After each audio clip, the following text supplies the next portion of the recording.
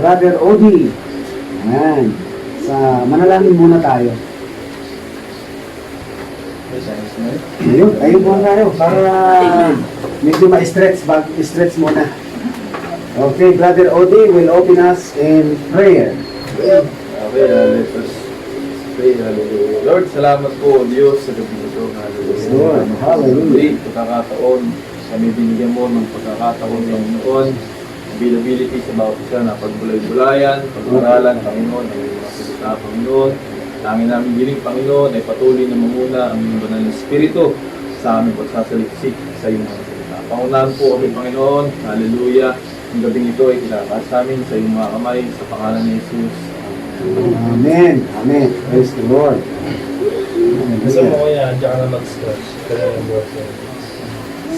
Pwede kang magsulat dito. Dito kayo. Diyan na kaya, para kaya na. Hindi ba maingay ang tunog ng electric fan? Hindi naman. Dito sa ano? Kung ano, gamitan na lang natin kung walang tunog yung maliit. Patayin yan, tapos maliit na lang ang ano, paanda rin. Kaya hindi naman mainit. Hindi nga mainit eh. Gusto lang nila siguro, yung sanay sa electric fan, dapyo ng hangin. Oo, so ito ay itanggal, ilayo natin, palitan natin. Dito. Ito naman, doon, parang doon.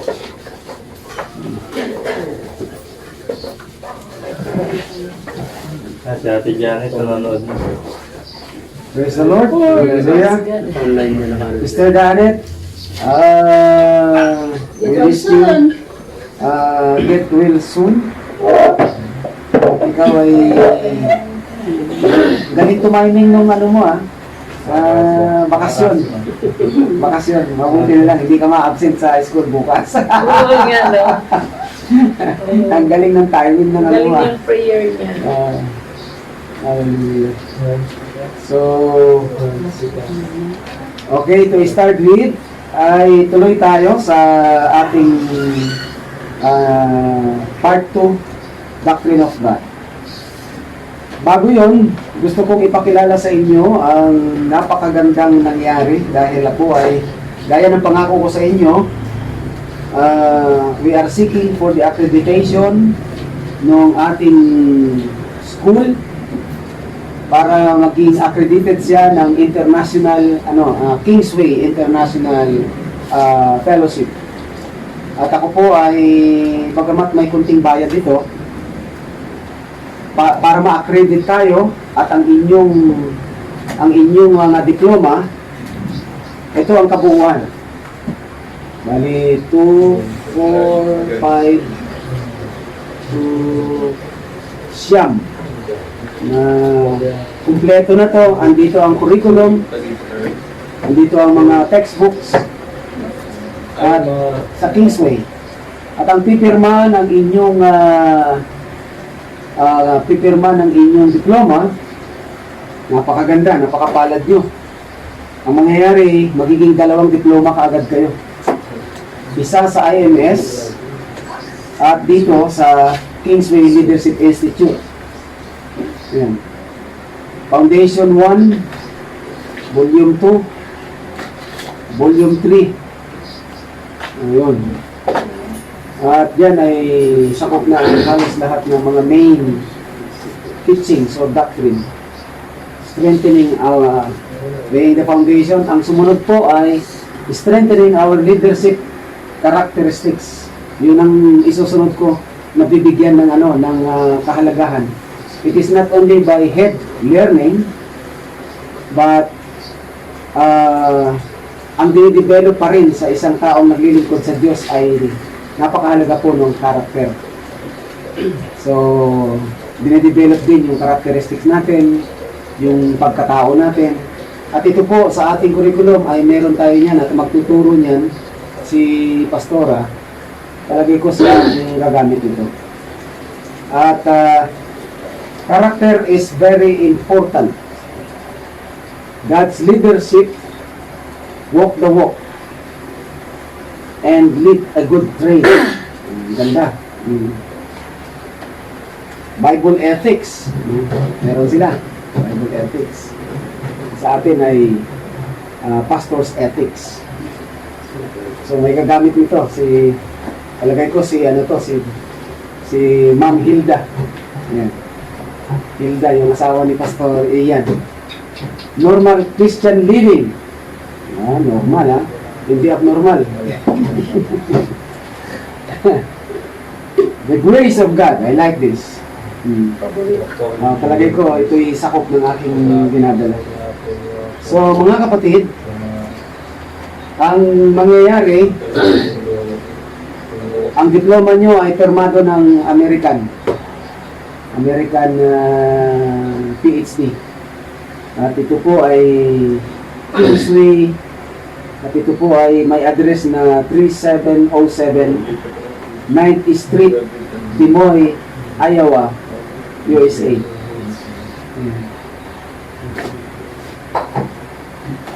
Meron din siyang ito para sa pizzer ito.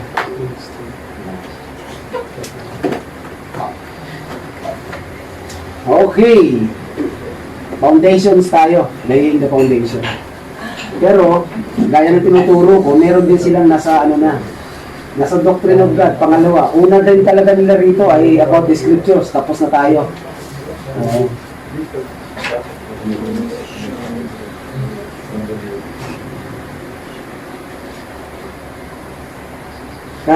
Kukuha ko lang po nito last, I think Wednesday yata, sa Tarlac office ng National Office ng Kingsway International. So hayaan nyo muna na sa panahon ngayon, dahil bagong hawak ko to, medyo magiging bukis muna ako ng konti. Makikita nyo ang relativity nito sa mga itinuro ko yung mga nakaraan.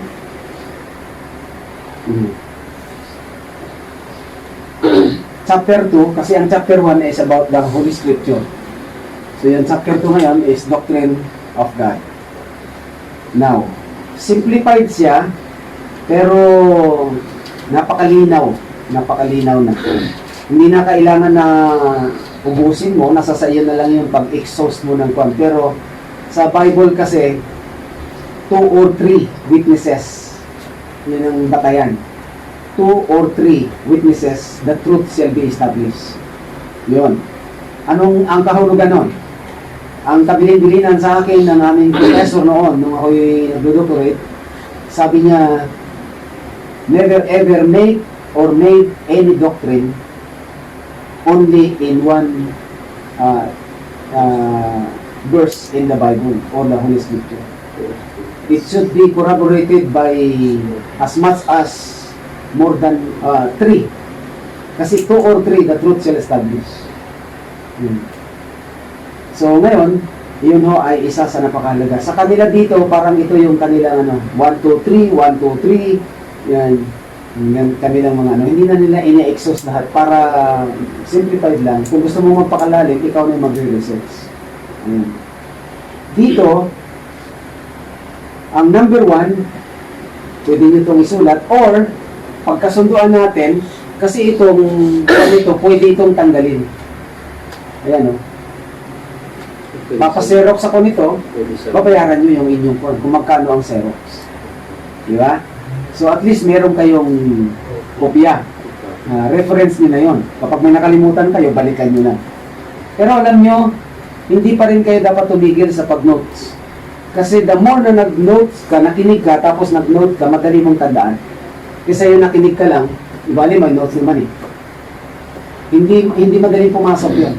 That is speaking the experience. When you listen and take note, maaalaala mo, madali mo maalaala yun. Ito yung napakinggan ko, sinulat ko pa. Ganon. Kisa sa yung, bali, magpapareproduce naman pala ng kopya. Tinig kang ganon. Kalimitan ng madaling makalimutan, hindi nagsisave in. Kasi ang importante mo dito, not because you can answer it literally, but you cannot explain it. Ay ang pagdating ng ating mga exam, magkakaroon tayo ng in your own words. Explain. Yun ho, ang talagang pagka nagmamasteral ka, yun talagang the way you understood the topic or the subject or the doctrine, you have to explain it by your own words. Kaya importante yung ano ang pagkaunawa mo. Kaya napakahalaga na napakapakinggan natin ang pagkaka-explain, ang pagkakapaliwanag ng ating professor sa isang particular na doktrina. Ako noon, nung nag-aaral pa lang ako ng mga elementary, high school, matalas ang aking Kaya iniisip ko pagdating ng exam, gustong-gusto ko enumeration. Kasi sa ulado Pero pagdating doon na yung in your own words na, doon ka mahihirapan. Kasi ang daling magsaulo, pero hindi mo ma-explain. Hindi mo pagdating sa Bible, importante yung comprehension mo. Yung paano mo naunawaan ang katotohanan. At kapag ikaw ay wala ng notes, kausap mo na yung tao sa labas, sa kalsada, anong sasabihin mo kung nakadepende ka sa notes? Kaya napakahalaga po kung ano talaga ang dito, pumasok dito sa kanila lakaran natin. So dito po ay Theology Chapter 2 sa under ng training of foundation, the existence of God, number 1. Yan, existence of God, yung Roman numerals number 1. Tapos meron siyang A, B, tapos 1, 2, 3, 1, 2, 3. Yan. So, ganun lang po ang pag-construct nyo. Under ng existence of God, sa theology proper, sinasabi nila, doctrine of God. Ito na. A, His existence affirmed. Yan. Yung nag-i-exist ba ang Diyos? Kinonfirm dito sa mga susunod na ilalagay nilang mga number 1, number 2, number 3. Number 1, the scriptures nowhere try to prove the existence of God by formal proofs. Hindi ang Holy Scripture daw ay hindi niya pinuprove sa pamagitan lamang ng mga formal na mga pruweba. Under that letter A, it is assumed as an evident fact. Assumed as evident fact.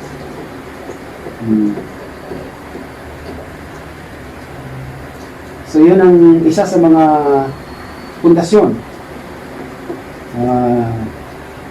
Kasi kung ang pag-aaral natin ay parang hindi college level, parang high school, kailangan nyo ng blackboard, ng green board, o whiteboard. Magsusulat ako, kopya kayo. Dito po, mga level na tayo naman. Para tayo mga nagmamasteral na. So, kapag ikaw ay nasa kolehiyo na, karamihan ng mga professor nyo ay puro dictation. Tapos, bigay siya ng assignment. You read this. Ito nga ang taha sa atin ay medyo tinotone down natin. Letter A, it is assumed as an evident fact. So, hindi siya nagtatry na i-prove sa inyo. Ito nga, ang pundasyon ko ay ganito Without the book, ang Holy Scripture is not, mamaya madadaanan natin yan, is not to convince you the existence of God. No. It is written as a fact that you need to accept. Whether you accept it or not. Sa akin yun. Hindi ako nakadepende sa book Sa akin yun. Why? Ito yung kasunod niya sa number 2. So yung letter A nun, it is assumed as an evident fact, no? Hindi siya sinulat para i-prove sa formal na proof. Number 2, scriptures merely says close quote. Okay? He that cometh to God must believe that He is. Close quote. Kinote yung Hebrews chapter 11 verse 6. Oo. Ito gusto ko to, sa totoo lang. Kapag dinagdagan mo to ng sarili mong pangunawa, ganito lang kasimple. Kapag hindi parenthesis, quote, quotation. Yung close and quote, ganito yun. Now,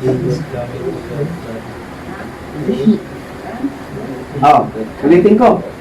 Number 2, scripture merely says, He that cometh to God, nasa Hebrews yan Kaya close and quote. Close quote, quote. Pag sinabi kong quote, maglagay na kayo ng hyphenated niyan. Hyphenated, yung dalawang quote sa taas. Pag sinabi kong quote, ibig sabihin, quoted yun. Tapos, pag end of quote, sasabihin ko. So, ganun lang, ganun sa dictation. Quote, he that cometh to God must believe that He is. Ito, gusto ko itong linya na to sa Hebrews Kasi, sa particular kong pakikipag-usap, halimbawa, may taong pilosopo, dito naman sa Pilipinas, wala ng mga atheist Wala ng mga atheist. Kung meron man, pilosopo na lang yun.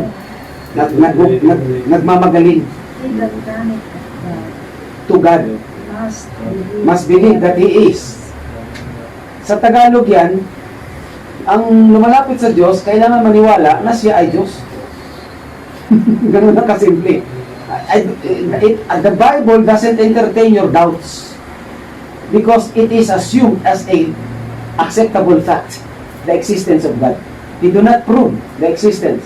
It was written as a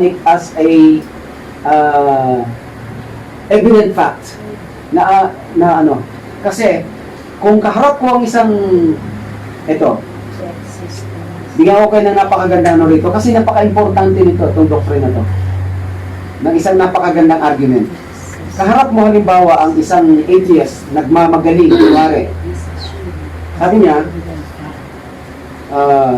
naniniwala ka sa Diyos, ako hindi ako naniniwala Pag sinabi niyang, I don't believe in God because I am an atheist, okay. Ang isasagot ko lang sa kanya, ganito lang, prove it. That God doesn't exist. Napunta sa kanyang balikat yung burden. Wala sa akin. Wala sa akin. Doubter ka pala doubter ka, you don't believe in God You are the one who is doubting. So, prove me that God doesn't exist. Hindi niya kaya. Wala siyang may sasagot doon. Ganun lang kasimple yun. I believe. Ako, I can prove Meron akong testamento. Kuha? Ito yung, gaya na sinabi ko, the Holy Scripture is the, yung tinatawag, particularly in Romans, God's constitution of His kingdom. Yan. So, hindi yung, ang atheist kasi, magaling lang silang magtanong. Tapos, kung may Diyos, bakit may mga kahirapan? Kung ang Diyos ay pag-ibig, bakit may mga giyera? Yan ang mga sistema ng mga atheists Tapos na, mga satanista. Sabi nila. Sabi niya, kung may Diyos bakit may mga taong hirap sa buhay. Tapos, sinasabi niyo na ang Diyos ay Diyos ng pag-ibig. Yan ang kanilang mga contest. Pero, it's irrelevant na, kumbaga. Sa atin, we are a believer, it is an evident fact because the scripture says, he who comes to God must believe. First, must believe. If you are a doubter, hindi ka pwede rito. Because God's requirement of knowing Him, before you know Him, you must convince yourself that He exists.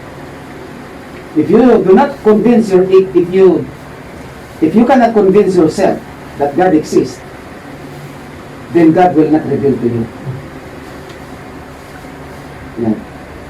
Ang daming sinasabi sa ang seek me with all your heart, and you will find me if you seek me with all your heart. Di ba? Yun ang So, karagdagan ko na lang yun. Wala yung dito sa aklat. So, number 2, Scripture merely says, he that cometh to God must believe that He is. Matibay na foundation mo. Hindi mo na matitinag yun. Kahit anong sabihin mong atheist ka. Tapos, dagdagan mo pa ng tanong sa kanya. If you do not believe, then prove me.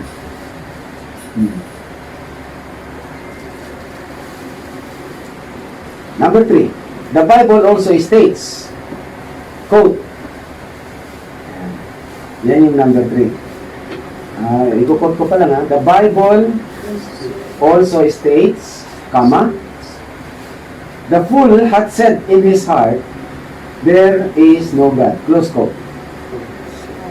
The fool, quote, yan ha, quote, the fool hath said in his heart, there is no God. So, the Bible testifying to you, an atheist who claims that do not believe in God, that the Bible calls you a fool. Wala siyang patutunguhan eh. Saan yan? Psalms 14, verse 1. Psalms 14, verse 1. Yun. Yun ang letter A, under. Letter B, capital B. His existence proven. Ito na yung proof. Kanina, his existence affirmed. His existence proven. If the scriptures, underneath yan, if the scriptures offer no reason with ED, reason, demonstration of God's existence, kung wala daw itong dahilan upang ipakita ang existence ng God, yan. If the scriptures offer no reason, demonstration of God's existence, then why do we make the attempt? Oo nga naman. Galing ng logic nitong author nito. Why do we make the attempt? Here are ano yun yung question mark, yung why do we make the attempt? Question mark. Here are a few reasons. 1, 2, and 3. Number 1. Ito, hindi ko to ginagamit. Pero babasahin ko na lang kasi nasa aklat. To convince, I do not use the word convince. I am not convincing you. Because the Holy Scripture do not try to convince you, but it reveals the existence of God. Wala yun, wala sa aklat yun. It reveals. Kinukuha ko lang yung tamang pangangatwiran. Dito sa aklat ay ginamit yung salitang number 1, to convince genuine seekers after God. Yun yung number 1. Under ng letter B, his existence proven. Number 1, to convince genuine seekers of God. Maganda pakinggan, pero it's a weak stand. I am not convincing you. If you are not convinced, then prove me that God doesn't exist. Hindi ako magkukumbinsi sa iyo.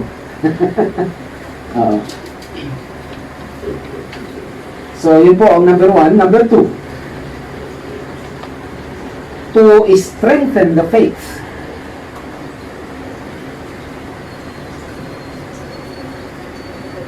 That already believed. Maganda yan. Kung meron mang pagpapatunay, sabi niya, ang layunin nun, to strengthen the faith of those who already believe. Naniniwala ka na, mas titibay ka pa. Number 3, sabihin nyo lang kung masyado akong mabilis in order to enrich our knowledge of the nature of God. In order to enrich our knowledge of the nature of God. Yan ang number 3.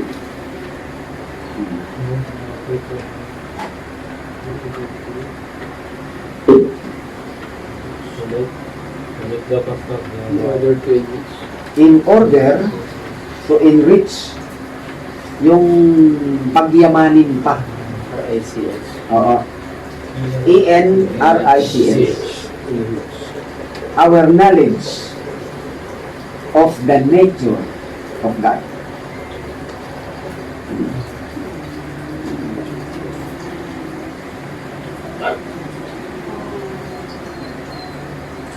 Alam nyo yung what is the nature of God? ano to, sarili kong kwan. Kapag pinalawak mo ang pagkaunawa about the nature of God, doon mo maunawaan kung paano tayo naging kawangis ng Diyos. Oo. We have the God-given nature that come from Him. Yan. Pagkatapos, if you explore more about studying about the nature of God, madali mong mauunawaan ang Trinity. Lalo na pagdating sa Holy Spirit. Yan. At magiging malinaw sa iyo ang pagkaunawa mo patungkol doon sa why God declared that let us make man in our own likeness, in our own image. That is not a physical image. That is the image of the nature of God. Yun ang maganda doon. Pero matadaanan din natin yun. Siguro wag nyo na itong kopyahin. Pakinggan nyo na lang. The following are few things that prove the existence of God. Number one, the argument of creation. Pakinggan nyo na lang. Huwag nyo na isulat. Kasi kailangan maunawaan nyo yung ating discussion dito. Kasi kung sulat lang kayo ng sulat, but you disregard the explanation, when you explain it in your own words, maliligaw na kayo. No, importante kasi yung comprehension, yung pagkaunawa nyo, the way it is delivered. No. The following are few things that prove the existence of God. Ano daw yun? Number one, sabi niya dito, the argument of creation. Oo nga naman. Oo. Letter A, reason tell us that the universe had to have a beginning. Reason yun. Consider the size of the universe. Tinalakay na natin yan. Kuha? Kung gaano kalawak ang universe. Yun nga lang galaxy. Sobrang hindi na tayo nakakalabas ng ating sariling galaxy. How many millions of galaxies yan? Nako, sasabog ang utak mo dyan. So, yun yung few things that prove the existence of God. Pagka binanggit ko ito yung letter A, under siya ng number 1, paano mo i-explain yan kung hindi mo naiintindihan? Ang sabi niya dito, no, the argument of creation. How does God created the universe? Ang alam lang natin, naka-record sa Bible, God created the earth and the things in it. Wala nang binabanggit paminsan-minsan, pero hindi detalyado. Psalms chapter 19 verse 1, the heavens declare the glory of God. Yun nga natin dito sa Jehovah's nito. Ito yung malapit sa akin. Let me locate from the Bible, Psalms 19.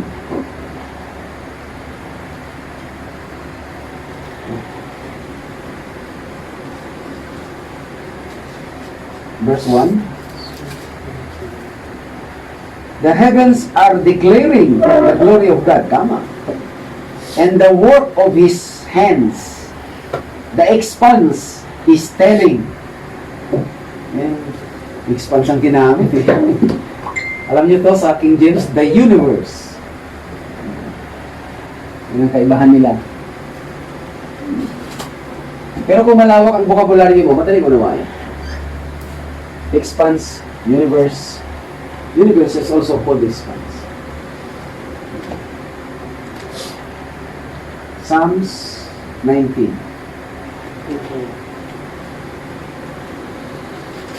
NIV, New International Version. The heavens declare the glory of God, the skies proclaim the work of His hands. Day after day, they pour out speech, night after night, they display knowledge. Oo nga naman, kasi pag kumukuti-kutitap yan, lalo na kapag walang ulap, di ba? Pagkarami-raming mga bituin. Bakit kaya kung minsan maraming bituin tayo nakikita, bakit kung minsan wala? Hindi masyadong makapal. Ano sa palagay niyo ang explanation mo? Because of Russian, ano yun eh. Yung nag-ano kami noon eh. Subject sa science yan eh na Oo, sige. bakit daw yung ratio ng stars at saka moon, bakit daw minsan wala o saka ano. So because of the universe system to the yung parang dahil sa sa ulap na yung mayroong kung sa amin sa salitang yung mayroon siya kung baga mayroon siyang region wide na kakaiba yung kanyang paglabas ng moon. Para silang nag-evaluation yung kanilang sa science, evaluating the universe of the sa earth kaya minsan walang star, walang kaya tinuturo sa akin about sa scientist Kasi kung minsan ay tatanong ko sa sarili ko lang, may mga lugar ba na walang star? May mga lugar ba na kumpul-kumpul ang star? Hindi iyon sa palagay ko, hindi ganun eh. Parang gano'n. Parang mayroong talaga ang Diyos na parang binibigyan niya ng Nung ako college, first year college na ako noon eh. Kasi malapit kami sa dagat. Pag nag-uwi ako ng vacation namin sa ay yung lola ko magsabi, yung star daw, pag marami daw star, marami ding nagpo-falling, marami ding nahuhulog. Ay nung time yun, Falling star. oo, nagtakbuhan kami ng pinsan ko kasi aming saluin. Kasi parang may nahuhulog. Grabe kayong saluin. For imagination, namin yun nung kabataan kami. Oo, ganda yan. Tapos nag-imagine kami. Tapos yung pinsan ko, Christian. Ako, Catholic. Mag-away kami dalawa. Mag-away kami dalawa kasi sabi niya, alam mo, ang Panginoon talaga, grabe talaga, ganito. Sabi ko naman, oo, pero rin natin si Mama Mary. Hindi ka pa born again nun Di ba? Kasi college ako noon eh. Okay. Away yung dalawa ng pinsan ko dahil ako, ipan-declare ko talaga si Mama Mary. Siya naman, i-declare niya si God Jesus kasi born again siya. Yung UCCP, yung kanyang UCCD, okay. Kaya pag parte sa star, mayroon siyang inaano sa amin na kung kulang ang star dahil sa panahon. Dahil sa panahon nga, masama ang panahon, kaya nag-resyon, walang bituin. Pero kung maganda ang panahon, nandyan talagang bituin. Kasi kasama daw yan sa ginawa ng Diyos. Yan ang sabi ng pinsan ko na nag-aaral para magayon sa scientist sa scientist kasi mahilig siya sa science subject. Yun ang kanyang sa akin na nagre-resume daw yung bituin, araw, at saka yung moon at saka star, yun ang magkaka-friend daw kasi gabi. Pero kung masama ang panahon, nawawala, di ba? Nawawala ang star at saka moon. Kaya mayroon talagang, ang Panginoon talaga grabe ang bigay niya sa earth natin. Oo, kaya pag nag-imagination kami doon sa ulap, walang star ngayon kasi masama ang ulap. Natakpan yung star. Tapos mayroon sinabi na ng aming mga lolo, alam mo, yan, mga superstitious belief. Sabi niya, alam mo, pag ganyan daw yung moon, nakahati, ganyan. At may star dyan, ganyan. Naku, yung mga babae na gitana. Pagmalapit sa moon ng ito yung star. Ito yung moon. Di ba? Minsan hati. Hindi siya buo pa. Once nga yung star, na ganyan yan. Once dito daw yung star, sabi ng aming lolo na gobernador, sabi niya, alam mo mga apo, pag ganyan, huwag kayong mag-sweater kay itapanan kayo. Yung sisipin siya, pakinggan din namin kasi Christian siya. Ako naman, rebuttal talaga ako kasi Catholic ako eh. Sabi ko na, ang sarap pala dito mag-rosary. Yung rosary ko ring, Ang aming lolo kasi gobernador. Ah. Siyempre kami, pag sabihan kami, lolo namin, gobernador, pero Christian. Ah. Ako naman, kaka-alimera sa... pero hindi ko akalain mo, Christian din pala ako. Siguro, sabi ko, nung namatay yung lolo ko, sabi ko, alam mo lolo, Christian ako. Kasi sa lahat ng apo niya na doktrinahan, ako yung suway. Ayaw ko makita. Yung pala mapunta ko sa pagkapastora. Amen. Sino pa may paliwanag na bakit para ma-explore natin ng konti? Sige. Si Odi may binabanggit kanina. Anong dahilan?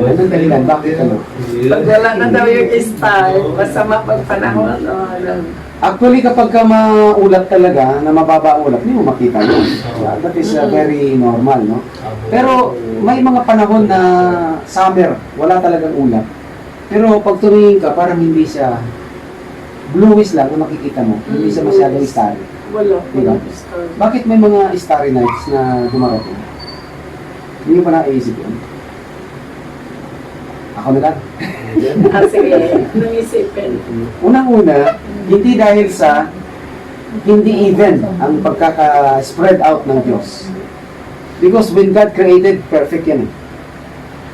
At kung minsan nung nasa Palawan kami, siguro pangalawang balik namin, lumabas ako, umihi ako eh.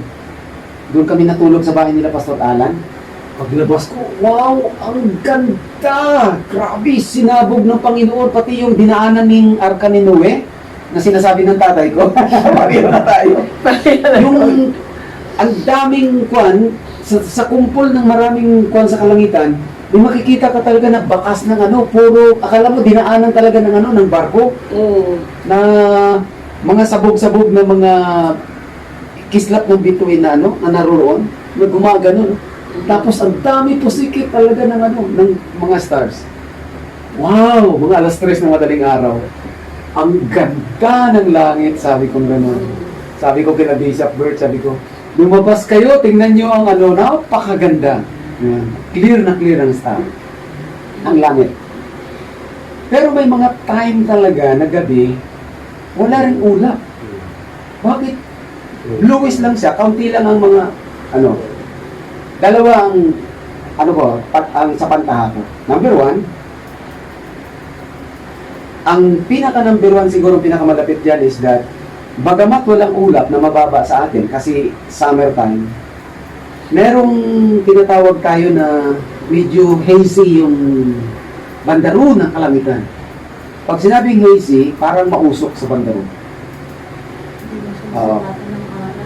At Pag sa Bishop, pag sa Sagada, wala kang makitang star eh. pagsagada. More dyan sa of clouds na bababa sa bababa siya. Hindi, wala. Talagang Kasi kaya nga sea clouds doon, madaling araw, mga 4 o'clock, isingin ako ni Dad, punta tayo sa doon, sa Sagada. Makikita mo yung sea clouds, talagang bumababa sa mababa talagang ulat doon. Bumababa sa lupa, pero wala kang makikitang star. So, pangalawa, ito ay probabilities lang. Ang Earth kasi, umiikot yan. Ayan ang Earth, ito ang Sun. Ang Earth nag-orbit yan doon. Ito is steady. The Sun is also a star. The smallest star in our galaxy, Sun. Lahat ng mga star dyan, malalaki daw yan. Nag-orbit ang ating then habang nag-orbit siya, meron tayong na 24 hours a day. Kaya may gabi at araw. 12 hours yan. Kumpleto niya yung buong ikot niya, pero nakumpleto rin yung araw at gabi. Kita mong grabe yung pagkakalita ng Diyos. Plus, ito ang nakakamangha. Once na mag-iba ng orbit yan, lumapit yan ng ilang degree dito, sunog. Lumayo tayo ng orbit, freeze. Kita mo? Freezing. Napakalamig. Pag lumayo pa tayo dyan. Kinuha lang ng Panginoon yung eksakto talaga na degree habang umiikot siya dyan. para hindi tayo masunog at hindi rin tayo ma-freeze ang Earth. Bagamat mayroong mga tinatawag na Iceland, pero doon lang sa puntong yun, pero hindi lahat. Ang ganda ng pagkakaprogram ng Panginoon. Yun yung tinatawag nating sovereign control ng God. Yung anak ko, si Pastor Ian, medyo magaling sa science yun. Napakaganda mag-explain. Ito yung sinasabi ko sa inyo na kwan. The firmament pala ang tawag sa King James. King James version din binuksan ko. Firmament, kalawa. Authorized King James version. Yan. So, mga kapatid, in order to enrich, nandito na tayo sa the following are few things to prove the existence of God. The argument of creation, the reason to tell us that the universe had to have a beginning. Madaling isipin yun. May beginning nga ba ang universe? Yes, kasi created siya. Yan. Ang wala lang beginning, si God. Okay. Consider the size of the universe. Naku, ang hirap kaya niya. Sa tingin ko, this is not the simple imagination kapag kinonsider mo na yung size of the universe. Doon nga medyo for short yung nagtuturo ng mga Bible eh. Ang kanilang concentration of teaching at mentality, ano lang, heaven and earth lang eh. Hindi nila kinonsider masyado yung yung kalawakan ng universe eh. Kaya they failed to teach centering on the kingdom of God. Ang kanilang itinuro lang, ito ang earth na nilikha, tahanan ng mga tao, nagpadala ang Diyos anak, ang Diyos diyan ang kanyang butong na anak para tubusin sa pagkakasala upang kayo pumunta sa langit. Napakalimitado. Kaya ang mga tao naging religyoso. Mga tao dito sa earth naging religyoso. Hindi nila nakita yung teaching of the Lord Jesus Christ about the kingdom. That pagkatapos na ikaw ay tinubos, ibinalik ng Diyos ang sinirang relasyon mo sa ating Ama. Pinanalangin niya na huwag kang alisin diyan. And upang ang mga taong naririto na hindi pa naniniwala sa Diyos ay ma-influensyahan mo na sila ay mamuhay din ayon sa paghahari ng Diyos na lumika, na doon siya ang third heaven out of the universe, out of the expanse. Because this is the capital of God's kingdom there. In the whole universe, ito yung capital niya, yung earth. And in this earth, He created man in His own image. Ganon kaganda ang pananaw. Hindi ka magiging religyoso lang dito. Pagkatapos, by and by, I will fly. No. You are here to become an agent of change, these people, to make the world God's extended kingdom. A beautiful earth. Pero ano ngayon? Sinisira dahil kanya-kanyang iba't ibang klase ng paghahari ang natutunan nila. May mga Kristiyano naman, ang hina ng ating, tingin ko, ang hina ng influensya natin to influence the world.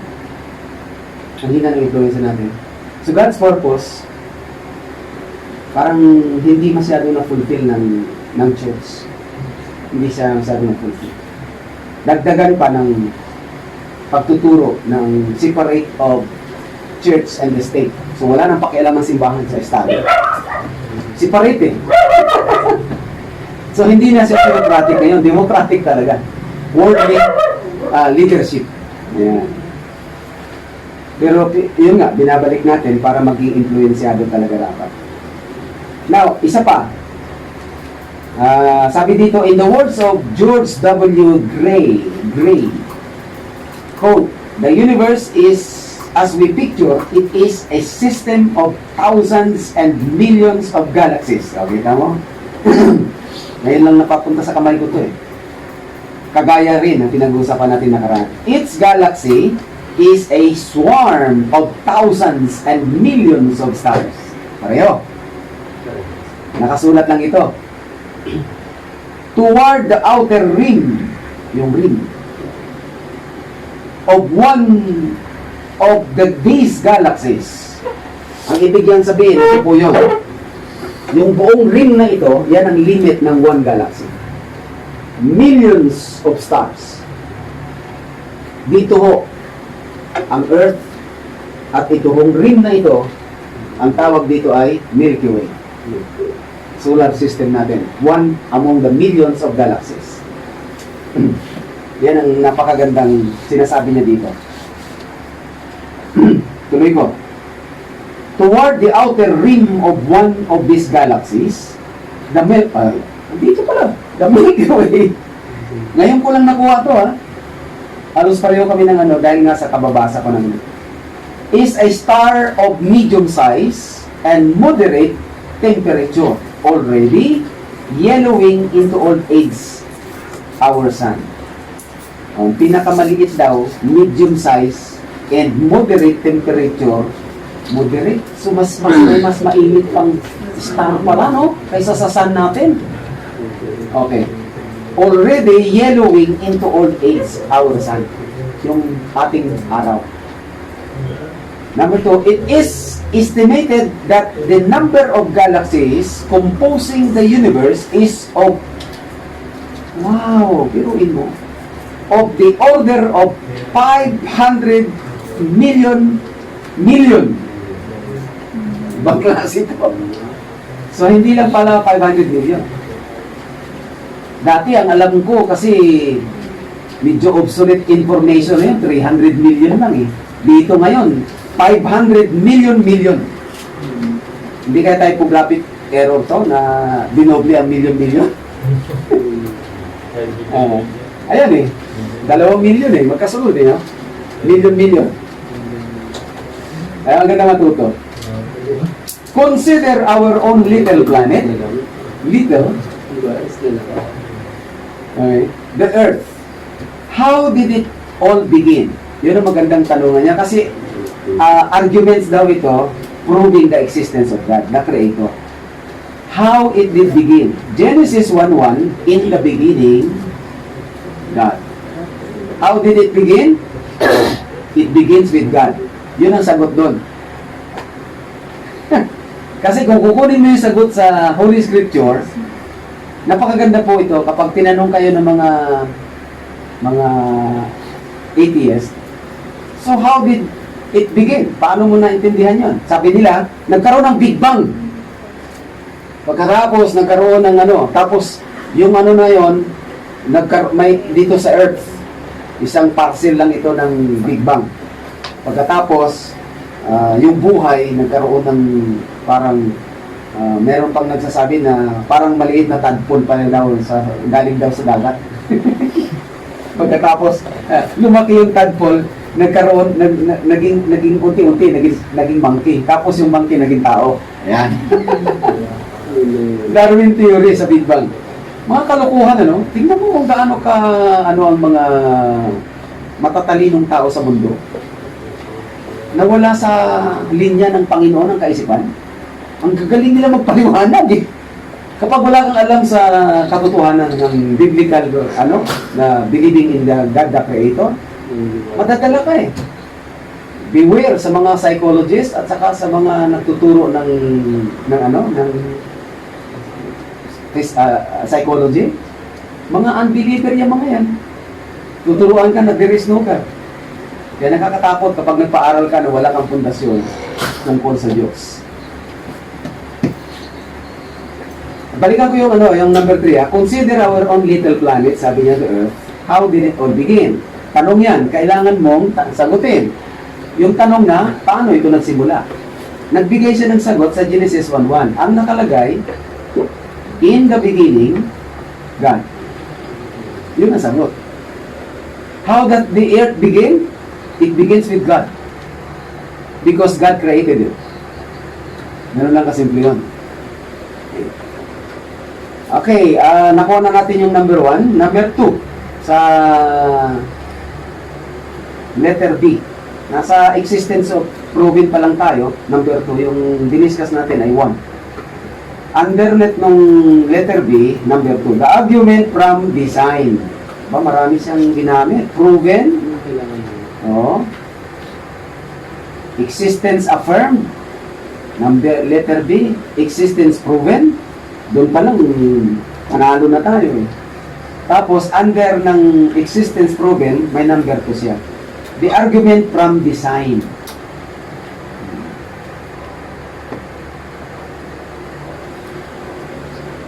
Design and beauty are evident in the universe, but design and beauty imply a designer. Naku, huwag nyo nang kopyahin ko. Pakinggan nyo na lang. To say that someone took a shovel, nagdala daw ng pala, full of type, and threw it into the air, sa hangin, and when it fell to the ground, it would be so arranged as to print a book. Ganda ng argument niya rito. Would be ridiculous. Yan. But, such is the reasoning of some when they happen to fall together, would be foolish. Oo nga naman. It had to have a designer and maker. Oo nga naman. The parts are arranged in certain places for certain purposes. Argument of design. Yung parang bigla na lang yung alat samba na bigla nagkaroon ng ganong design na walang nag-design. Yun ang ibig palabasin. Letter B, notice the design of the Bible. Yun ang purpose. Letter B, it was not thrown together but was designed by God. Yun ang Bible. The argument from man's nature. Yun yung pangatlo. Nakikita ko na nga pagkakaset up dito, medyo nalilinawan pa ako eh. Okay. Existence proven. Under the existence proven, the argument of creation, number 1. Number 2, the argument of design, from design. Number 3, the argument from man's nature. Yun yung number 3. Man's nature, sa atin naman kinuha ang argumento, sa tao. Ito, letter A. Every man has the knowledge of right and wrong. Yun yung nature of morality. Yan. Every man has the knowledge of right and wrong. Tama ba? Yung bang mga tribo na hindi nakarinig sa Diyos, meron silang law of nature, no? Natural na no? Alam nila kung ano yung mali at saka tama, di ba? Yung mga chieftain na hindi pa naabot ng Bible, hindi pa alam ang Diyos eh. Ang sinasamba nila mga anito, pero meron silang batas, di ba? Batas ng tribo. Ito mali, ito tama. Pagka ginawa mo to, parusahan ka. Di ba? Natural law ang sabi ni Paul dyan eh.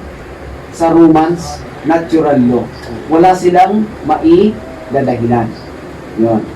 Yun ang batas nila. Yun ang batas nila. So, ito yung pinapalabas niya dito. Every man has a knowledge of right and wrong. Yan. And this knowledge is known as conscience. Law of conscience. Oo. Originally, sabi niya, letter B, originally created these two mighty conceptions of right and wrong. Who originally created? Ay di ang Diyos din ang naglagay sa konsensya ng tao. Kasi ang argumento dito ay man's nature. Doon pa lang sa nature ng tao, makikilala mo talaga na mayroong lumikha. Kasi ang ating pinag-aaralan, the existence of God. Letter C, only man's moral nature, but his entire nature testifies to God's existence.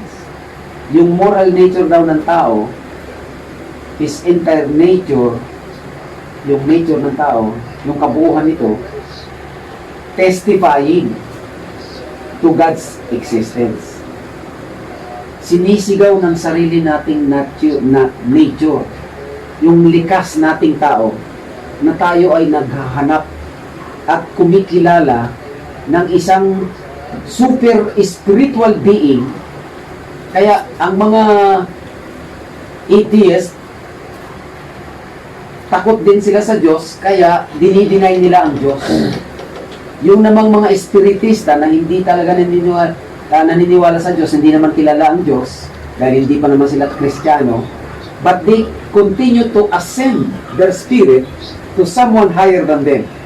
Yun yung natural ng tao. Yung tinutukoy dito. Even the most degraded, yung pinakamababang uri ng relihiyon, are but man's striving and groping after something that his soul craves. Naghahanap talaga ang kaluluwa. So dito, under siya ng human's nature argument. Psalms 42 verse 2, my soul thirsteth for God. Yun si David. My soul thirsteth for God. Tama niyo. Kaya may kanta na, as the deer panted by the waters. As the deer panted by the waters of my soul. Yun na yun. Okay. Letter D, there is a constant striving in man for worship of something higher than he. Yun yung sinasabi ko nito. Talagang sa natural nating pagkatao, yung natural natin, alam natin na may Diyos na mas hindi nga natin nasikilala. Mabuti na lang nakilala natin ang Panginoon sa Kristo. Eto na, yung pangalawa. Kasi kanina, yung Roman numerals number 1, the existence of God. Kasi pinag-aaral natin ng ano. Supporting lang to doon sa pinakita ko na sa inyo. Kaya natin to ginamit kasi gusto kong makita rin how this book teaches us. Yung ating ano. Kasi ako, direct na yung diretsuhang pagtuturo by experience and by biblical knowledge na itinuro ko. Kaya parang sa tingin ko madaling ma-absorb. Pero dito kasi, ito ay medyo may bahid ng pagka-scholastic talaga siya. Na may form ng book eh. Yan. So the nature of God, yun yung Roman number 2. A, under the nature of God. Kasi mas inuuna yung letter capitalized kaysa sa mga letra, ay sa mga bilang. Ang ginawa niya, tayo kuminsan, sanay tayo na number 1, tapos letter A. Sa kanila baliktad. Amerikano kasi, di ba? Nakuha niyo po ang punto? Tayo, akala natin, yung number 1 ang main. Di ba? Sa kanila baliktad. Ang main topic ay Roman numerals. Ang under the Roman numerals, letter A. Tapos, ang mga subtopic niya, nakanumero ng 1, 2, 3. Ganon ang Amerikano. So, ayan ang format nila. Kaya baka nalilito kayo kasi Pilipino tayo. Ayan ang format nila. Roman numerals, tapos capital letter A, B, C, D. Tapos underneath ng mga A, B, C, D na yan, 1, 2, 3, 1, 2, 3. Yan ang kanilang construction. Eh tayo, sanay tayo sa number 1. Yan talaga ang number 1. Okay, letter A. Under the nature of God. Who and what is God? Ang bigat niyan. Who and what? Ano ang Diyos? We can best describe God by considering the names. Ito ang gusto ko. Actually, gusto kong ipa-research sa inyo ang mga different names of God. Ang dami niyan. Ito kulang pa to. Yung 1 to 7 na nailista nila rito. Pero makakatulong na ito. At dito nyo makikilala ngayon. Kung magiging patient lang kayo makikinig at saka kwan, alam nyo, akala natin, dahil nga fast track tayo, akala natin nakakabagot. Kasi, bakit hindi pa diretsuhin? Sanay tayo sa instant. Pero kung makuha natin ang sistema nila, mapiperfect mo eh. Mapiperfect mo talaga. Napakaganda ng kanilang ano. Step by step. Yan. Dito mo makikilala sa mga pangalang ito kung ano ang Diyos. Yan. Kaya nga, under ng kanyang who and what. Number 1, doon sa underneath ng letter big A, capital letter A. Number 1, Elohim.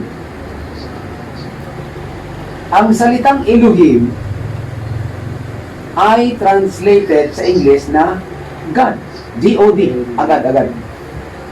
Pinunta natin yung linggo. Ha? Pinunta na po natin yung linggo. Oo, gusto ko yun. Rapa. Nakakatuwa. Ano yun yung kanta na yun? Lalo na pag binanggit mo yung mga pangalan ni God. Talagang grabe. Gusto ko yung kanta na yun. Oh. Wala lang si Odi kasi. Kakantahin sana natin uli eh. Pag nag-teamwork yung tatlo na yon, si Janet, itong dalawa, ganda. Okay. Elohim, karagdagan, wala dito sa book. Kapag inaral mo, is a plural form of God. Pero hindi gods. Plural form lang ng pangalan ng Diyos. So, ano yan? Plural form, pangalan ng Diyos. Ano, kung may plural, may singular. Tama? Wala na dito yan, karagdagan dito. Karagdagan yan dito. May personal learning. Personal input. Ano ang singular form ng God? Elohim is a Hebrew word. Elohim. Plural siya. Di ba ang plural is more than one? Tama? Eh bakit hindi gods? God pa rin. Yun ang mystery nung tinatawag nating Trinity. Oo. So, kunin nyo lang ng kunin muna. Basta walang pagkakamali. Elohim is a plural form. Kahit tingnan nyo dito sa mga research book na ito, yung Hebrew, tapos ito, Critical Lexicon and Concordance to the English and Greek New Testament naman ito. Ito, Hebrew, English, Elohim. Pag dito, New Testament, Bible, Dictionary, New Testament. Pero, binabanggit niya rin dyan ang Hebrew pagkatapos ng banggitin ng Greek. Kung may plural, ano ang singular sa Hebrew form ng God? Eloah. Capital letter E, L, U, A, H. Yan ang Eloah. Singular form of God. Yan ang tatambal o kabilang panig, plural and singular. Kita mo sa Greek mayaman kasi kaya sinulat ang original manuscript sa Greek. Kasi during the time of Jesus, Greek ang ruling ang ruling language. Yan. Nasulat siya sa Greek. Genesis chapter 1, ang ginamit dyan, hindi Eloah. And God said, let us. Kaya gumamit ng us. Elohim ang ginamit sa Hebrew dyan. Yan. This word, letter B, is yung Genesis 1:1, in the beginning God, letter A yun. Letter B, this word is employed where the creative power and omnipotence of God are implied or described. Pinaliwanag niya lang. Kung ako magsusulat nito, ilalagay ko siyang hyphenated lang under ng letter A. Letter A.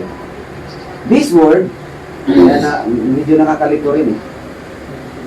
Nilagay na sa B, samantalang still speaking about what Genesis 1 and 1:1 in the beginning.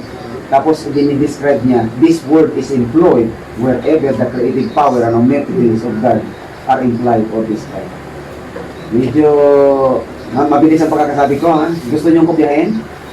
Pero letter B na siya eh. Kung ako ang magsusulat nito sa construction, lalagay ko hyphenated lang, under letter A. Ganyan lang, ganyan lang. Tapos, i-describe mo yung nasa taas. This word is employed wherever the creative power and omnipotence of God are implied or described. Ang salitang ito na ginamit sa Genesis 1:1, in the beginning, Elohim. Sa English, in the beginning, God. Elohim ang translation sa Hebrew. Ang salitang Elohim na ito, wherever the creative power and omnipotence of God are implied. Powerful yung Elohim na sinasabi. Underneath ng B, God are implied or described sa salitang Elohim. Letter C. Under pa rin ang number 1 yan, ha? Number 1, ABCD. ABC, AB. Yan. Basta yung baka sa inyong ano ay malilito kayo. Anyway, magpapareproduce naman tayo. Under, number 2, under ng letter A, capital letter A pa rin yan kasi 1, 2, 3 ito. Hanggang 5 na eh. Sa number 2 po, Jehovah, ayan na, translated Lord. Pero dito sa sulat na ito, hindi ako kumbinsido. Pasensya na kayo ha, medyo nagko-comment ako sa aklat sa textbook natin. Kasi alam mo, gagawa lang din to ng isang tao na nag-aral na kagaya ko rin. Pero hindi ako nagmamalaki rito ha. Gusto ko lang ipakita sa inyo, ito. If you use the word Jehovah, yan o.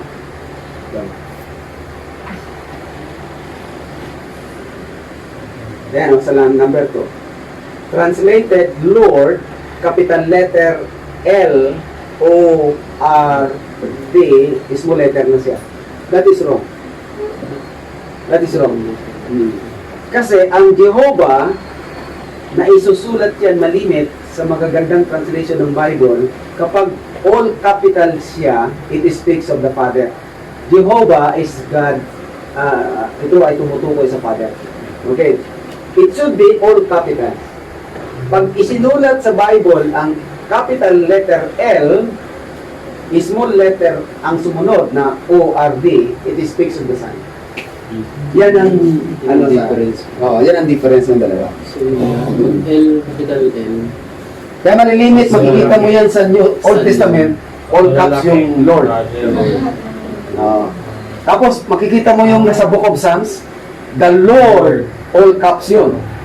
Said unto my Lord, capital letter R lang, L. Yung kasunod noon is small letter na. It speaks to the Son. Yan. Yan ang mga keynotes dyan. Kaya dito napansin ko kagad. Hallelujah. Okay. So, tuloy tayo, pero hindi po ibig sabihin mahina ito. Mga ano lang to, mga konting ano lang, na nakikita naman natin.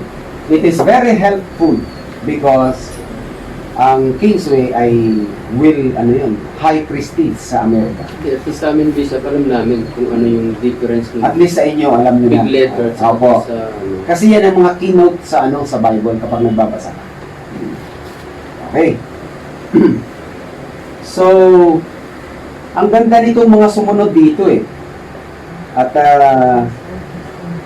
tuloy-tuloy tayo, napakagandang aralin dito. This word employed, yan. Number 2 na tayo, no? Jehovah translated Lord. Tama. Lord, Jehovah. Pag sinabing this is the Lord is God.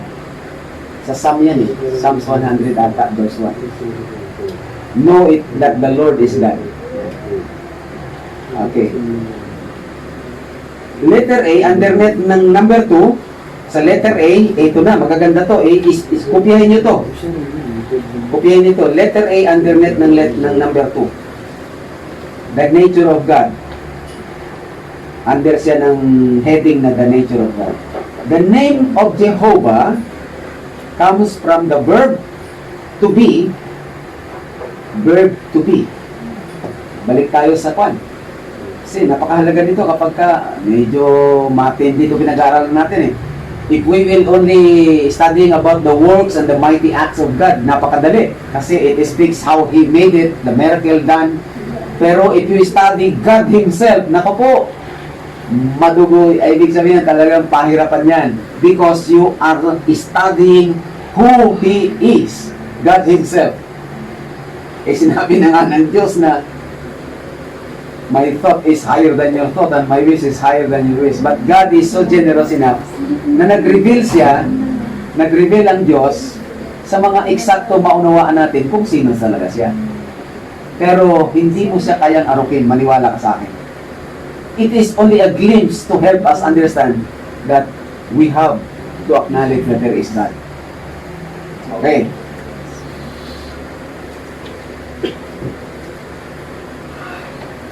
The name Jehovah comes from the verb to be.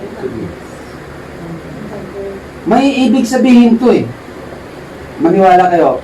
Be patient to really get it. Kahit na dito lang may makuha kayong napakaganda. Kasi ang kasunod na babanggitin ko rito ay napakagandang pagkakaunawa sa Diyos. So, follow me closely. Close. Quote po nyo yung lagyan nyo ng close quotation yung the word to, yung to be. Yung dalawang salita na yan, to be. Kasi malaki po ang ibig sabihin niya. The name of Jehovah comes from the verb, close or quote, to be. Verb, pastor, yung action word. Oh, action word, verb. Yan. Maganda po yan because it pertains to God's actions. Whether it is miracle, power, or anything. Okay? Kaya tinawag niya, the name of Jehovah comes from the verb to be, close quote, to be, and, follow closely, includes the three tenses of verb. Oh, ganda! Ito yung gusto ko eh. May alam na ako rito na gusto kong i-share sa inyo, pero pinalilinaw nito. Medyo komplikado lang pakinggan. Medyo komplikado lang pakinggan. Follow closely. Nasusundan niyo po ako? Okay. Ulitin ko. The name, yung pangalan ng Diyos, isa sa pangalan niya lang ito na Jehovah, ay galing daw sa verb, action word, to be. Pag sinabing to be, to become. Yan. Kaya dito mo makikita lahat ng mga actions ni God at mga sagot niya sa ating mga prayers at mga revelasyon ng Diyos, maging sa mga tao niya sa Old Testament, He revealed Himself to become. Yung mga claims ni God na I am the bread of life. Yung si Jesus na yun. I am thy shield. I am Jehovah. Nisi ata yun. Shield, banner. So God reveals Himself not because that is His name. God reveals Himself according to the need of a person. Kapag natatakot ka, I am the God against fear. At magre-reveal siya sa iyo as He is the God, Jehovah Shalom. He is the God of peace. That is a comforting against fear. Kaya dito, maunawaan nyo itong mga names na ina-ascribe sa God. Kaya, maunawaan nyo sa umpisa talaga, the name Jehovah comes from the verb na hindi lang na yun lang ang pangalan niya. But the word Jehovah comes from the verb, action word, to be. Nakuha nyo? Nakuha nyo? Napakaganda po, maunawaan nyo po ito. And includes the three tenses of the verb. Past, present, and future. Napakagaling ng Diyos talaga. Oh, grabe. Pagkatapos ng to be, sabi niya, and includes the three tenses of that verb, na yung salitang to be na yan, action word, to be, hindi lang siya past. He includes,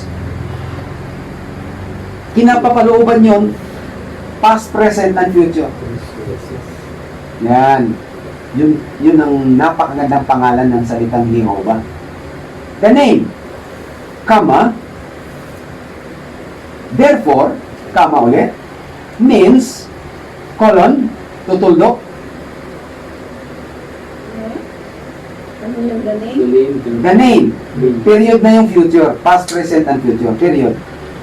Now, the name, capital T, there, that, comma, therefore, sabi niya, yung pangalang Jehovah na yon, sabi niya, therefore, comma, ulit, means, colon, tutuldok, Ang susunod, kapag ka nagsusulat ka ng article, ang susunod ng sasabihin doon o isusulat mo, yun ang mamarkahan mo ngayon, tatandaan mo yun. Kaya pinaghahanda ka, nakakolon yan. Ang susunod nun, mahalaga. Okay? After nung means, nakakolon, tutuldok yan, semikolon yung tuldok puwit. Okay? He, yung Diyos, who was, past yun, is, kasalukuyan, and is to come. Napakasarap alamin ng kahulugan ng pangalan ng Diyos na Jehovah. And is to come. Kapag kinilala mo to, papasok dito yung divinity ni Christ kasi hindi naman yung Father ang darating. Si Christ yung darating. Okay. Tapos, naisulat nila yung to come. He who was, kama, is, kama, and is to come, hyphenated, thus. Pag sinabi kong hyphen, yung ganyan, no?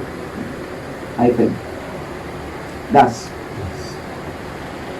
Capital letter T at capital letter E, the eternal one. Capital letter O. Yun ang emphasis doon. The name Jehovah therefore means He who was, kama, and is to come. Past, present, and future. Hyphenated yan, the eternal one. Ganda ng meaning ng Jehovah, no? Oo. Hindi saksi ni Jehovah, Jehovah. There, ito na, period na yan. There are several covenant names with Jehovah. Yan. Ilagay niyo po yan. 1 to 7 yan ang nakalista dito. Pero I believe hanggang siyam yan, mahigit pa. Mahalaga lang ito nilagay na rito. Undernet nung salitang yan na there are several covenant names with Jehovah. Okay. Number 1. Yan yung close parenthesis yung number 1. Lahat ng numero naka-close parenthesis yan kasi sub-number lang yan. Okay. 1 to 7 yan ha. Jehovah das Rapha. Ang ibig sabihin, hyphenated, the Lord that healeth, Jehovah Rapha. Reference, Exodus 15:26. 15:26. Jehovah Rapha. Rapha is P-H-A. R-A-P-H-A. Rapha. Jehovah Rapha. The Lord that healeth. Ang Panginoon na nagpapagaling.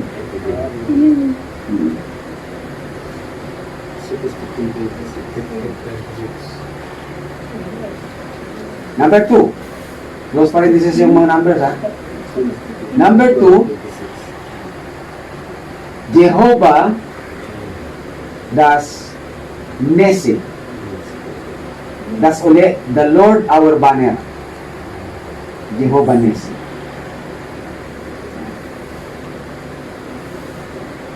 Reference, Exodus 17:15. Magandang basahin yan eh. Basahin natin ha.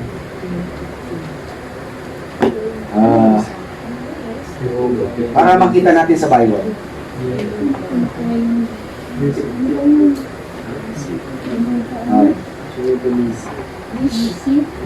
Jehovah Nissi. Yung Nissi po ay capital N, Double S.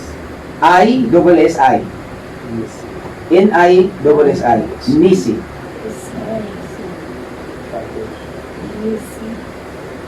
At ito ay yung Rapha, Exodus 15. Basahin ko muna yung references. 26. Magdalawa na yoga. Wala. 26. Ay, Tapos yung pangalawa, 17-15. Exodus 15-26 yung una. Yung yoga rapa. Tapos yung number 2, Kapag nakilala nyo ang Diyos dito sa mga pangalang ito, Exodus 17-15. maniwala kayo sa akin. Exodus oh, tama naman. Di Moses. Exodus 15. Exodus 17-15. Hindi kayo sanay sa pagiging ano sa hearing, ha? Sa hearing. Listen carefully. Listen. At sabi nung taga-miral ko, kasi kuryente yun eh. Do it the right way. Do it the right way. Ano yun? First, sa unang attempt pa lang, dapat tama na kagad. Kaya, attentive talaga sila. Hindi pwedeng, magkamali. Kasi pag nagkamali ka na, buhay yun eh. Kuryente kaya yun. So, yung attention mo, carefully, sa unang bigkas pa lang, nakuha mo na siya. Pero hindi ako ganun kaipit. Hindi naman ako Meralco eh. Ginagamit ko lang na yan, challenge. Meaning, kung hindi kayo sanay na makinig yung attention natin, kasi kung minsan meron tayong problema eh. Yung ADHD ba yun? Attention Deficiency Syndrome, ADS. Yung attention natin, kung saan tayo nakatingin, andun lang. Pero yung tainga natin, hindi nakikinig kasi doon tayo naka-attention sa sinusulat natin. So may problema po yun, ang tawag po doon ay Attention Deficiency Syndrome. Kung saan ka lang nakatingin, doon ka lang. Kaya ang mga taong may problema dyan, madaling masagasaan. ADS. Ate lang sa daan. Sige naman, tingin lang. Nakakain lang. Ano pong bingi? Hindi niya alam, tumatawid na pala siya. Nakikita na kayong daming nasagasaang pusa? Daming kasi sabi ng pusa, kalsada yan. Dito sa kabila, may mga sasakyan. Nakakita siya doon ng isang sabi niyo, nakaganon siya. Boom! Wala yung pakiramdam niya, wala doon. Doon naka-attention sa tinitignan niya. Isa lang. So, maging tayo, computer type. Tawagin. Teka, lang yun challenge lang yun Wala tayong dyan. Huwag niyo masyadong damdamin. Exodus 15:26. Basahin po natin. Hallelujah.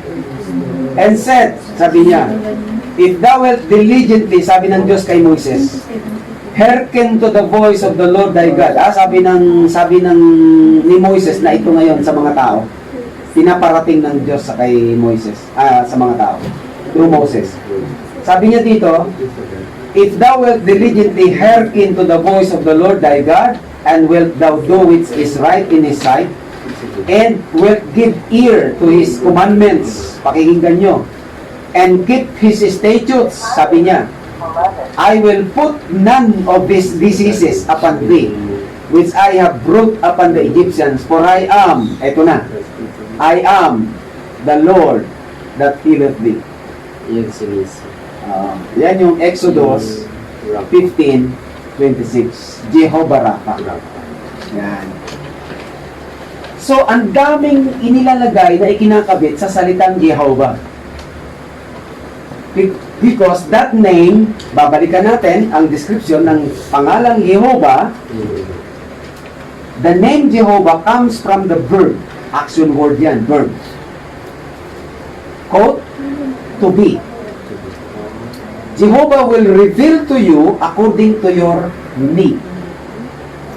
Okay. Kaya to be lang. To be. Sabihin marami pa talaga siya.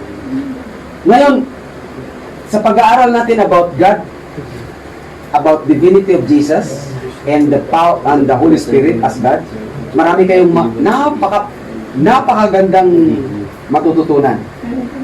Napansin nyo si Jesus Christ?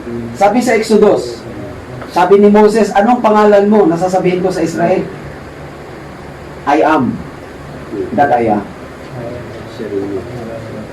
That word also speaks about He becomes what you need. Pagdating ni Jesus, the Son of God, ano sabi niya? I ams. There are 7 I ams. I am the good shepherd, I am the gate, I am the way, I am the bread of life, I am the living water. That I am is one name of God. Yan. Ganda, no? Kaya pala ganun ang Diyos. Pansinin nyo, kay Moises, nagpakita siya as a burning bush nung tatawagin niya pala. Kinuha niya lang ng atensyon, nagsalita siya, tapos doon siya nagsalita ng I am. Kay Joshua, nagpakita siya in a form of an angel.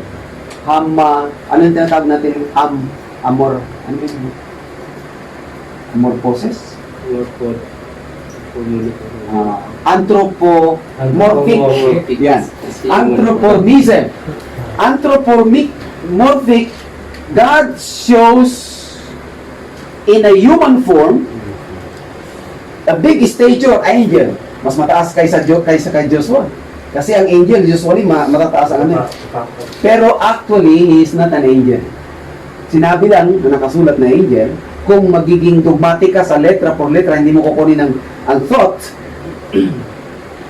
magigipagtalunan ka. Kasi, hindi! Sinabi, angel eh. Sabi ng isang kakalo, Diyos yan! Hindi! Ayan o, yun o, sinabi ng Bible o. Pero, pag kinuha mo yung buong essence,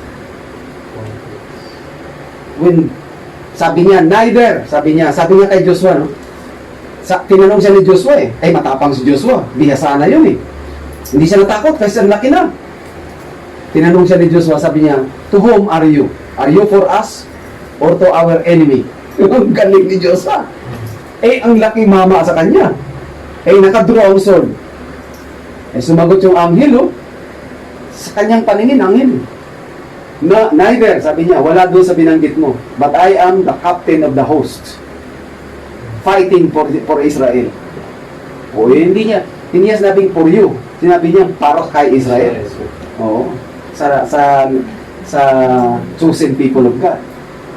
At nung sumagot yung anghel, nagpatira pa sinamba ni Joshua. Ang tunay na anghel, hindi tinatanggap ang pagsamba. Because when they do that, they become ano tawag dito?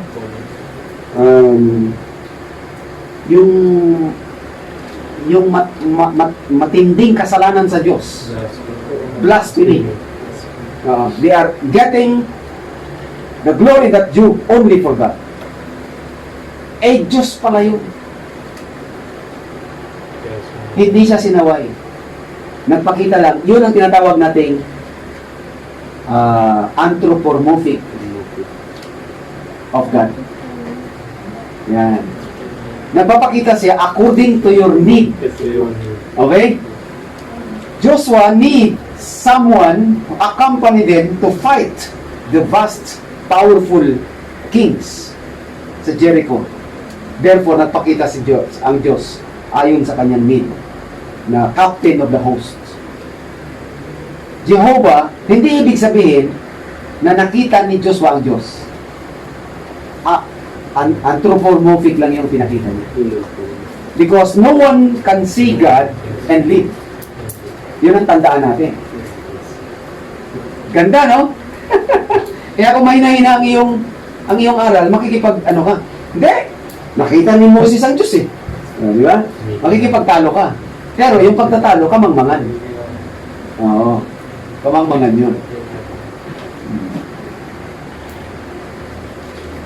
So, number 2 na tayo, no? Jehovah Nissi, the Lord our banner. Exodus 17. Pag sinabing banner, isubukan ko natin basahin. Maganda kasing 17. Tama? Okay. No. 17:15. 17:15. Built an altar. Ayan. Ang binabasa ko po ay Authorized King James Version. And Moses built an altar and called the name of it Jehovah Nissi. For he said, because the Lord had sworn that the Lord will have war with Amalek from generation to generation. Hindi nabanggit yung salitang Nissi dito, no? Na banner, no? Gambano po. Nissi nga ang nakalagay, Jehovah Nissi. Hindi na tinranslate sa English. Yun ang word nila. Our banner. Dambana Gambano po. ang nakalagay sa Tagalog. Opo, gambano. Dambana. The Lord is our Our mighty banner. warrior. Jehovah Nissi. The Lord our banner. Parang yung dambana ay hindi ako kasi ang dambana parang altar. Kung nga po, Ang banner kasi dapat yung humaharang sa laban sa atake sa iyo. Tingnan ko kaya sa NIV. Exodus 17:15. Ayun. Moses built an altar and called it, the Lord is my banner. He said, for hands were lifted up to the throne of the Lord. The Lord will be at war against the Amalek. Banner, defender yung parang siya ay hindi man masasabing shield, kundi talagang pag may banner, yun yung nagdadala ng parang bandela na, sa labanan. Okay. Anyways, maliit na bagay. Number 3. Hallelujah. Uy, 5 minutes na lang. Sige, mamadali ko na para matapos itong mga pangalan na ito. Number 3, Jehovah Shalom. Yun yung nagpapakita siya ngayon ng kapayapaan sa mga taong may takot. According to the need, Jehovah will reveal to you. Kaya, itong salitang Jehovah, the word comes from the verb, action word, to be. He will reveal that He will be your healer kung kailangan mo ng healing. He will be your peace kung may takot ka. He will be your shepherd kapag ikaw ay, di ba, nangangailangan ng pagkakanlong. The Lord our righteousness, the Lord provides. Yan, Jehovah Jireh, Jehovah Shammah, the Lord is there. Jehovah Shammah. Yan. Okay. Number 3 lang muna tayo. Shalom, the Lord our peace. Judges 6:24. Yan. Kaya maraming nakakabit sa pangalang Jehovah. Jehovah is one of the names. Kaya magtataka ka, ba't ang daming pangalan ng Diyos? Yan. Merong I am, merong Jehovah, merong Yahweh, di ba? Yahweh, Yehovah, Eloah, Elohim. Yahweh, yes. But those are the names of God that reveals according to your need. Ay, look at that. So, number 4, Jehovah Ra'ah. Ang Ra'ah po ay R-A, capital R-A, tapos may, ano ba tawag dito, kuwit sa taas, tapos A-H, Ra'ah. Ang ibig sabihin, the Lord my shepherd. Psalms 23 verse 1. The Lord is my shepherd. Yan. Anong verse po? Psalms 23 verse 1. Kaya pala yung may katunog sa tunog ng tupa yung Ra'ah.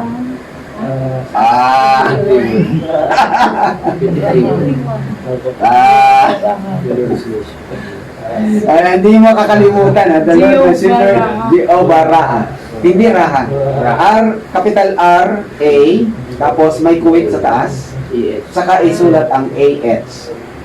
Ra'ah. Kaya katunog siya ng tunog ng tupa.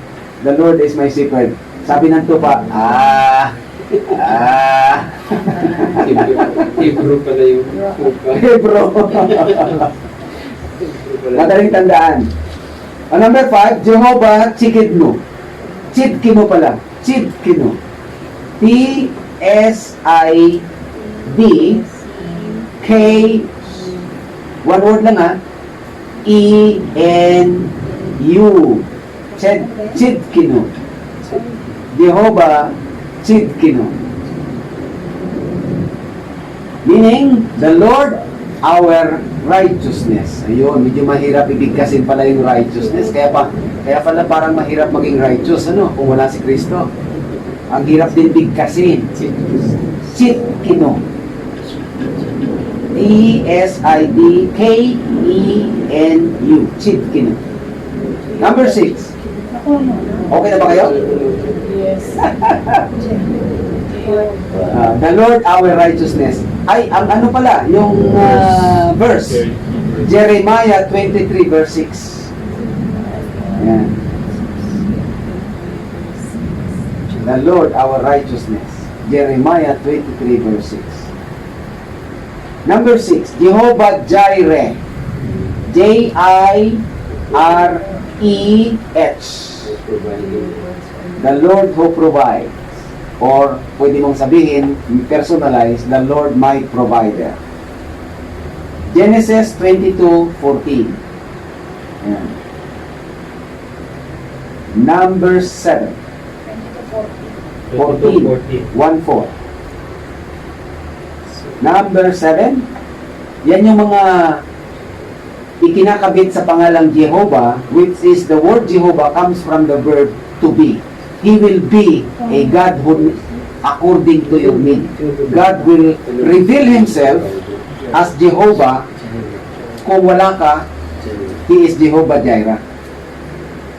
Ang Jireh kasi provides, ano yan, plural yan eh. Yung Jireh, singular. R-A-H. Jireh. Pero itong ibang pronunciation din sa Bisan. Jire. Hire. Here, Opo, hire. Hire. ayun lang ang na-anuhan ko eh. Jehovah Jireh, Jireh, you are with me. Okay. Number 7, Jehovah Shammah. Shammah is H, capital H, H-A-M-M-A-H. Shammah. Jehovah Shammah.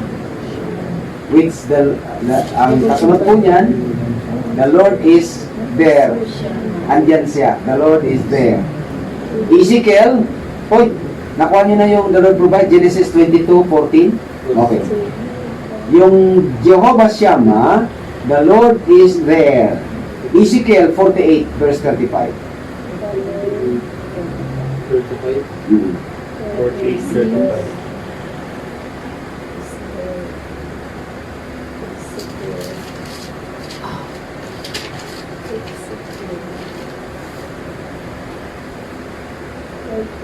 Jehovah, translated Lord. Yan ay isa sa pangalan ng names of God.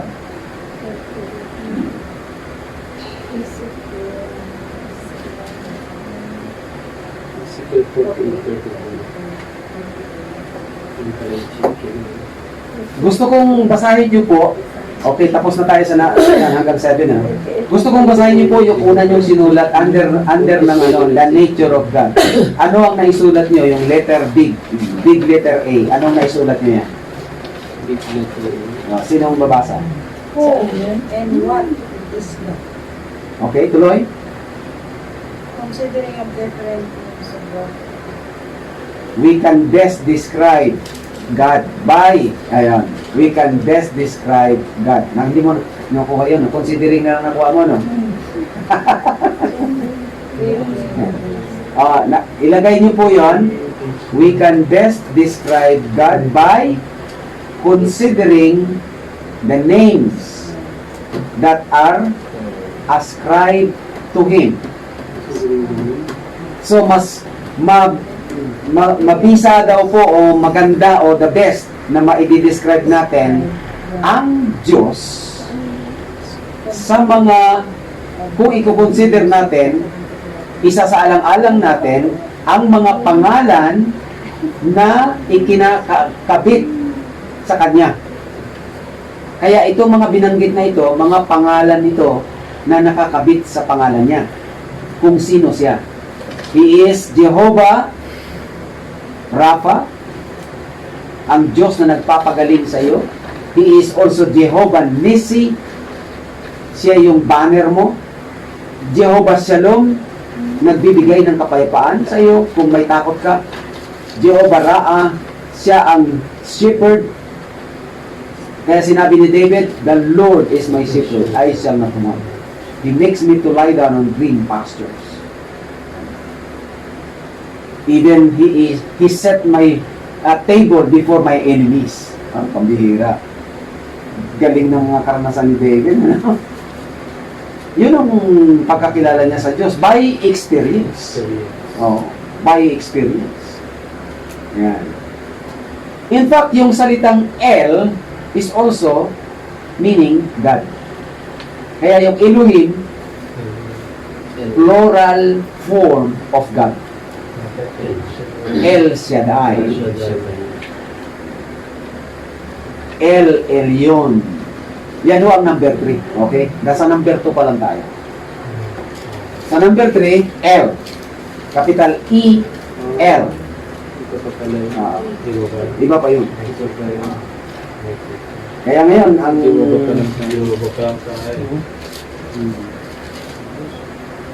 daming pangalan ni God, ano? Kasi, it depends to your need. Because He is the everything.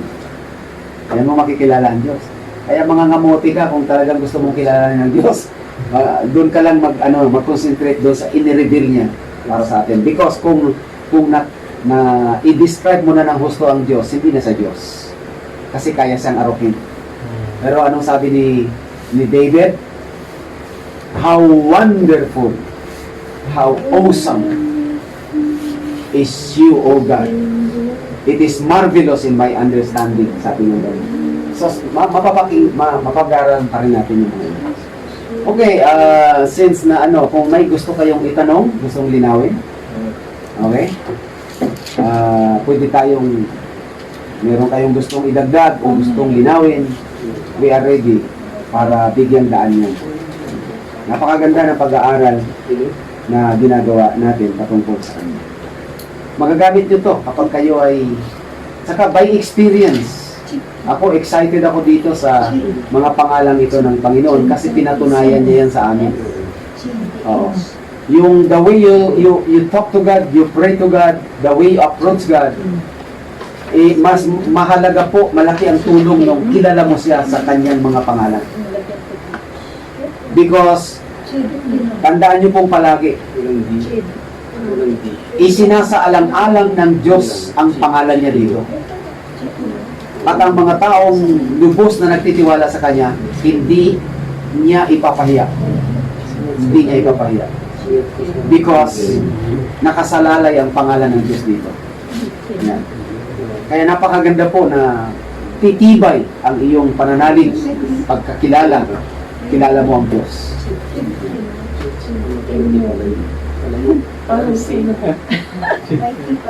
Meron po? Meron kayong gustong linawin? Hallelujah.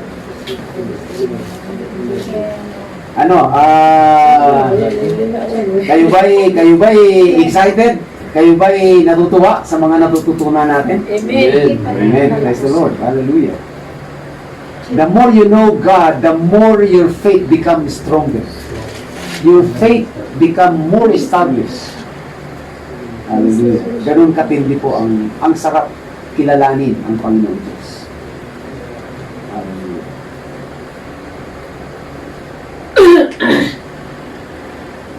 So pag-graduate nyo balang araw, 2 diploma kaagad-agad ang makukuha nyo.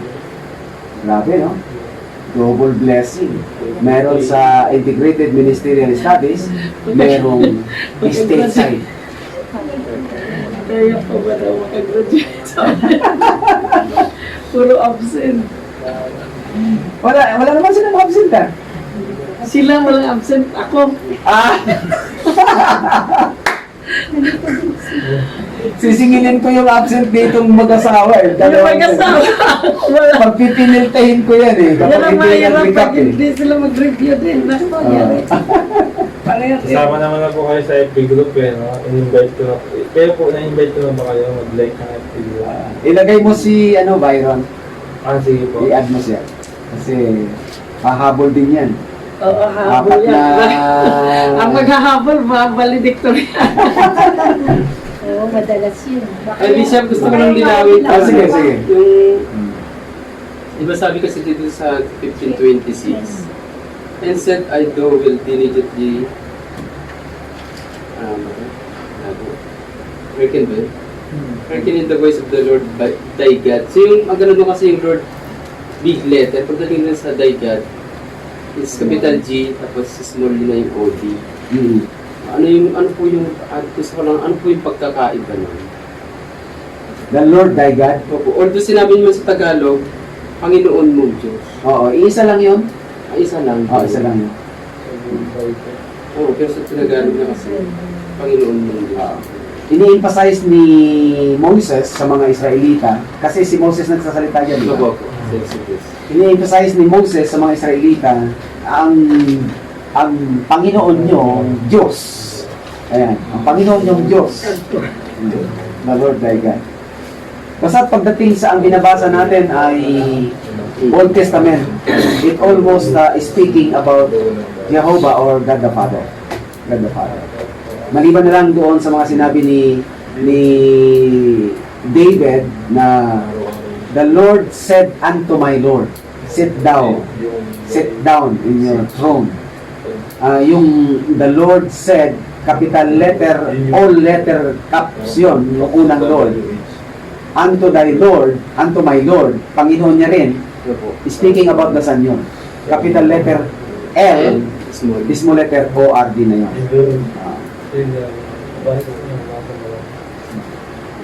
Yan ang mga big, mga footnotes, Sino. keynotes na dapat makilala ng Bible students tungkol sa pagkilala sa Diyos, kung sino ang tinutukoy. Ayan. Okay. So, thank you very much kasi maraming salamat. Nasa